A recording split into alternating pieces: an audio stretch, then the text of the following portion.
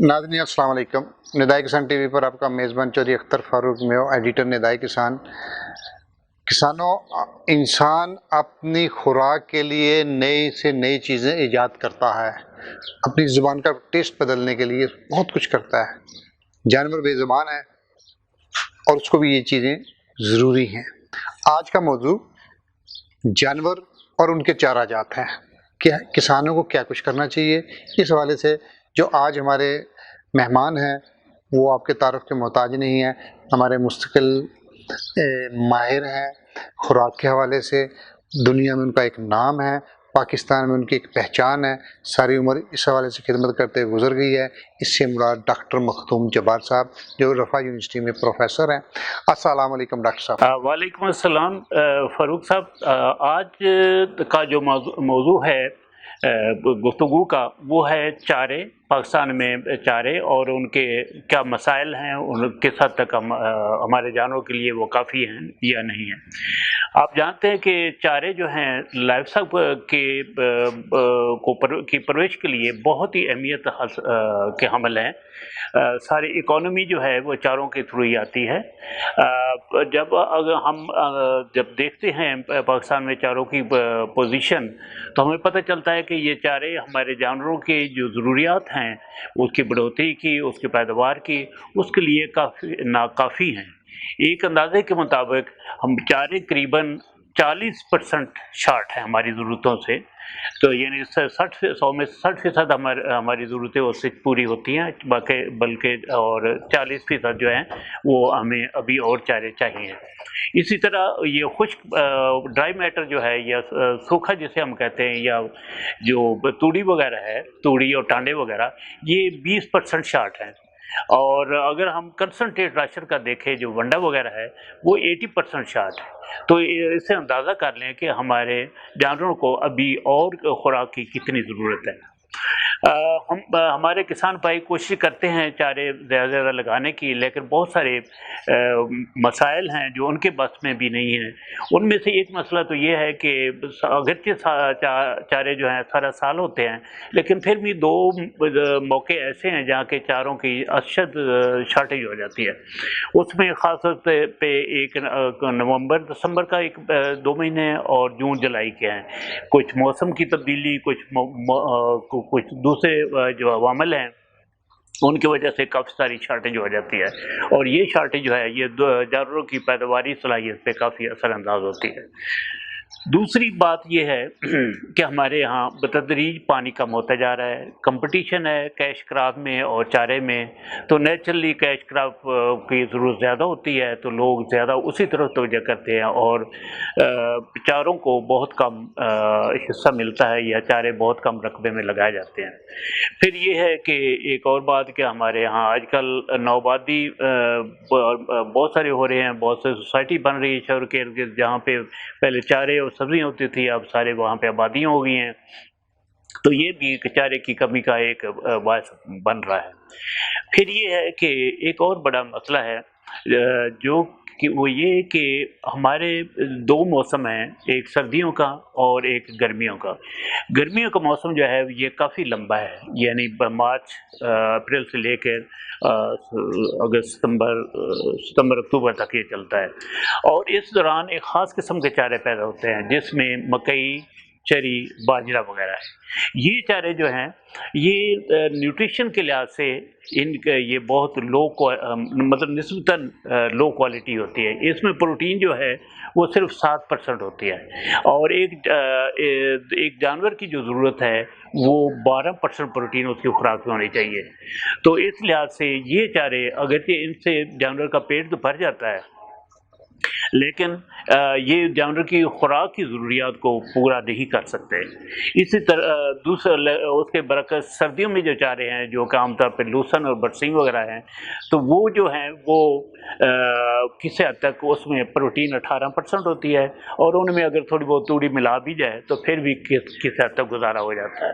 लिहाजा गर्मियों में जो खुराक है उसके साथ हमें वंडा ज़्यादा देना पड़ता है, और सर्दियों में अगर हम ज़रा कम भी दें तो कोई हर्ज नहीं, वो काम चल जाता है।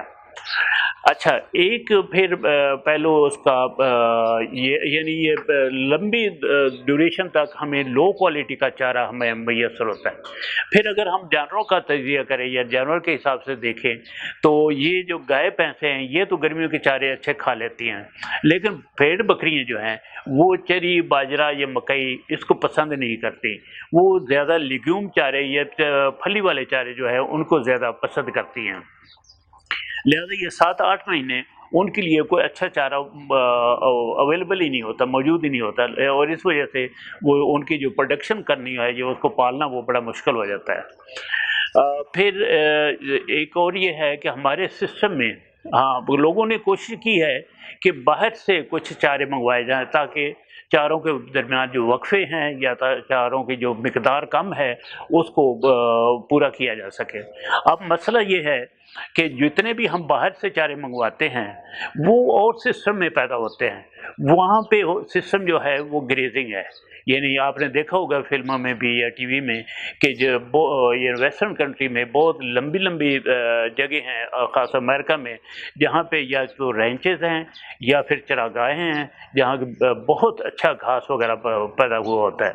तो वो इन चरागाहों में फिर नेचुरली वो चरी बाजरा तो नहीं लगाते, वो घास ज़्यादा लगाते हैं। और जब भी हम बाहर से कोई चारा इंपोर्ट करना चाहते हैं तो वो घास की शक्ल में होता है, जबकि हमारे यहाँ जो सिस्टम है उसे हम कहते हैं cut and carry method. Cut and carry method का मतलब है कि जानवर एक जो हमारा फार्मर जो है जाता है खेत में, वहाँ से चारा काट के लाता है, वो उसको कुतर के फार्म पे फिर जानवरों को डालता है, यानी कट के कैरी करके और फिर डालना। हमारे पास इतनी वाफर ज़मीन नहीं है कि हम वहाँ पे घास वगैरह की काश्त कर सकें। लिहाजा जितने भी बाहर से चारे आते हैं, हमारा एक छोटा फार्मर जो है वो उससे कोई खातिर खा फ़ायदा नहीं उठा सकता। अब कुछ कंपनियां हैं और एक और मसला ये है कि हमारा जो वस्ती और शुमाली पंजाब है, सेंट्रल और नॉर्थ पंजाब, यहाँ की जो ज़मीन है वो भारी मैरा ज़मीन है। यानी यहाँ पे जो पानी भी जो है वो काफ़ी हद तक वो ज़मीन में खड़ा रहता है और ज़्यादा जल्दी जज़ब नहीं होता। तो इसके लिए इसलिए वो यहाँ पे बरसीम ज़्यादा होती है, क्योंकि वो इस किस्म के एनवायरनमेंट को ज़्यादा पसंद करती है।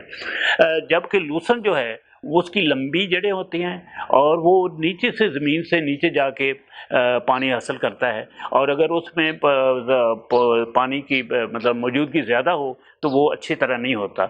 इसी वजह से सेंट्रल और नॉर्थ पंजाब में लूसन की काश्त बहुत कम है। ये ज़्यादातर जनूबी पंजाब में है जहाँ पे ज़मीन रेतली है और जहाँ पानी की कमी है, और फिर ये कि जहाँ पे ज़रा मौसम भी गर्म होता है।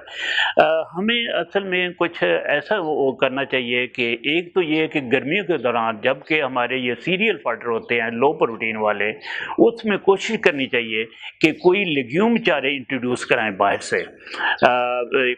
लेग्यूम का मतलब लूसन है या बरसीम, ऐसी वैरायटी करें जो कि ज़्यादा देर तक रहे। ये नॉर्मल बरसीम तो जनवरी से लेकर अप्रैल तक रहती है, उसके बाद ख़त्म हो जाती है। लूसन अलबत्ता रहता है वो 6 महीने वाला, या परीनियल या 12 मासा जो लूसन है वो पूरा सारा साल रहता है। तो लूसन की कोई वैरायटी ऐसी हो जो कि सेंट्रल और नॉर्थ पंजाब में कामयाब हो सके, वो ये हमें कोशिश करनी चाहिए। कुछ लोगों ने मैक्सिम और दूसरे जो हैं पायनियर वगैरह ने, इन्होंने बाहर से कुछ सीड इंट्रोड्यूस कराए हैं। पायनियर वालों ने मकई का कराया है जिससे हम ज़्यादा साइलेज बनाते हैं, और वो काफ़ी हद तक कामयाब है, और बहुत सारे जो हमारे गैप हैं लीन पीरियड जो हैं वो उससे कवर भी हो जाते हैं, और ये बड़ी कामयाबी से माशाल्लाह इस्तेमाल हो रहा है। ऐसे ही लूसन की काश्त को भी थोड़ा सा उन्होंने प्रमोट किया था, लेकिन अभी पता नहीं उसका किस हद तक रिजल्ट बेहतर आए हैं, अभी तक काश्त होनी शुरू तो नहीं हुई है। एनी हाउ, जो कहने का मकसद ये है कि जितने भी बाहर से चारे मंगवाए जाएं वो हमारे यहाँ के मौसमी हालात को देखते हुए, ज़मीन की टेक्सचर को देखते हुए, और हमारे रस्म रिवाज के हम उसको कैसे ऑफ़र करते हैं जानवर को, इसमें इस सारी चीज़ों में वो फिट इन हों तो फिर वो कामयाब होंगे। हमारे पिछले कुछ समय मार्ट ग्रास हुआ है, بہت زیادہ ییلڈ ہے اس کی، قریباً 100 ٹن پر ایکڑ کے حساب سے اینولی اس کی ییلڈ ہے، لیکن اس میں مسائل ہے، اس میں کت ہوتی ہے اور وہ اریٹیشن وغیرہ سکن کرتی ہے، لہذا اس کو کاٹنا، کترنا، ڈالنا وہ ایک عام لیبر اس کو اوائڈ کرتا ہے۔ پھر یہ کہ سردیوں میں وہ زمین کو آکوپائی کر لیتا ہے اور خود ڈارمنٹ ہو جاتا ہے، اس وجہ سے وہ اس کا زیادہ کامیاب نہیں ہوا۔ دوسرا جو گھاس انٹروڈیوس کرایا گیا تھا وہ رائی گراس ہے۔ رائی گراس بہت ہی اچھا گھاس ہے اور یہ بھی سردیوں میں برسیم کے ساتھ ہوتا ہے، یہ اس کا سیڈ پہلے اویلیبل نہیں ہوتا تھا، اب مختلف کمپنی جو ہیں وہ اس کو کر رہی ہیں۔ اگر کسی نے پیٹ بکریاں رکھنی ہوں، پالنی ہو تو وہ رائی گراس کے بغیر وہ کامیاب نہیں ہو سکے گا۔ رائی گراس برسیم کے ساتھ مکس کر کے کریں تو پھر اس کو کاٹا بھی جا سکتا ہے، آفر بھی کیا جا سکتا ہے، گریزنگ بھی کرائی جا سکتی ہے۔ تیسرا جو ریسنٹلی پچھلے 10-15 سالوں میں یہ گراس انٹروڈیوس ہوا ہے وہ ہے روڈ گراس۔